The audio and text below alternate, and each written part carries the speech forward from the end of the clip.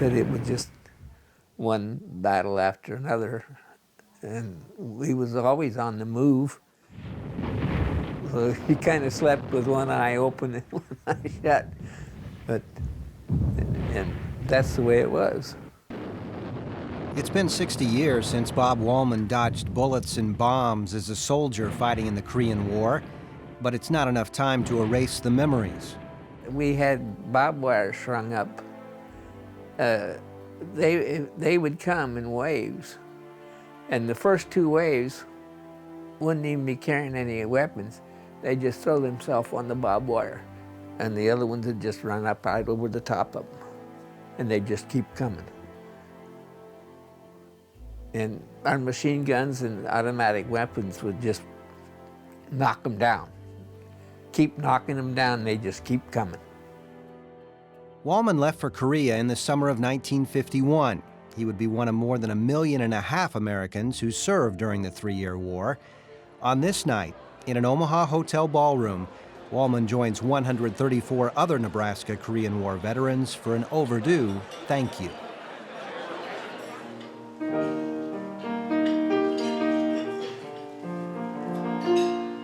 And this banquet was only the beginning of their 24-hour journey.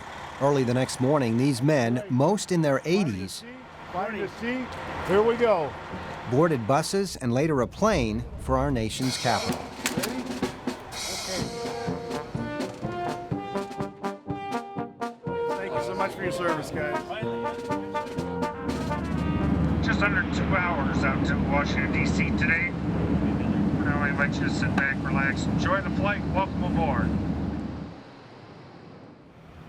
They visited many memorials, but the one they're most anxious to see was dedicated in 1995 to them, the Korean War Veterans Memorial.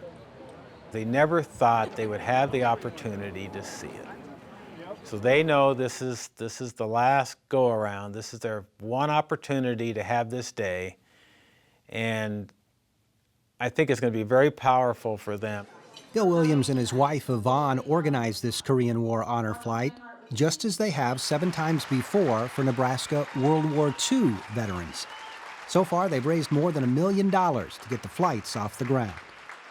They're all the little brothers of the World War II veterans, and they've never received the attention that they deserve.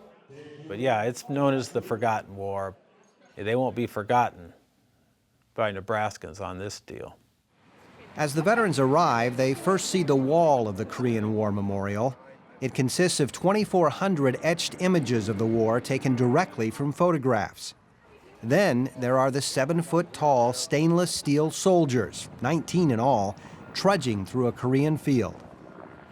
They had good representation of a soldier that's been on the front line for a long time, because their eyes are looking straight forward. They don't seem to be aware of any of their surroundings as they come down the road. It's they really get wore out from war. Having served together in Korea as medics, twins Roger and Rod Aiden know all about that look. They've seen it many times while caring for wounded and dying soldiers. They had limbs missing, hands, arms, legs, and they were patched up, but they needed a lot more work done to them. And it was just things like that that sticks in your mind more than anything. I'm going to be thinking about all them poor guys that lost their lives and what they could be like and what they have missed in all these years. So it's kind of hard to think about that. During their visit, the veterans also tour other memorials. They look at names etched into the Vietnam Veterans Memorial.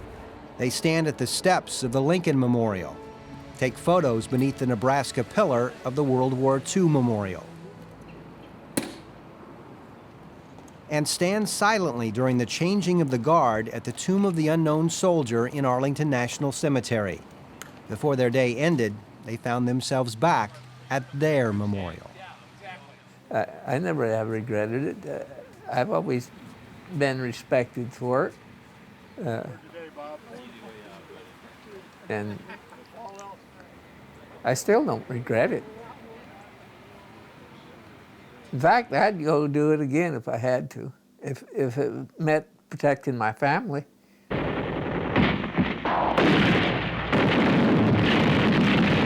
Bob Wallman had just turned 20 when an enemy mortar attack changed his life forever. We must have got not quite halfway up the hill when we got hit. Yes, I had my right leg blowed off and hit pretty heavy in the left arm. When I come down, the left arm was up over my shoulder, and shrapnel had broke it here, broke it there, broke it here, and one piece of shrapnel went all the way up, come out from underneath my arm. Wallman spent nearly 2 years in military hospitals recovering from his wounds. He was awarded 2 Purple Hearts. 6 decades later, the honor of seeing his memorial is not lost on him. It means a whole lot to me. It's something I can go with my friends and see something that we accomplished. Maybe some people don't think that, but we do. Thank you for your service, guys. Oh, yeah, well, they come and go. They come and go. The Korean War is called the Forgotten War, but this is one day and one night these veterans will always remember. They will bask in the glow of it all, and it's something that they'll think about every day for the rest of their lives.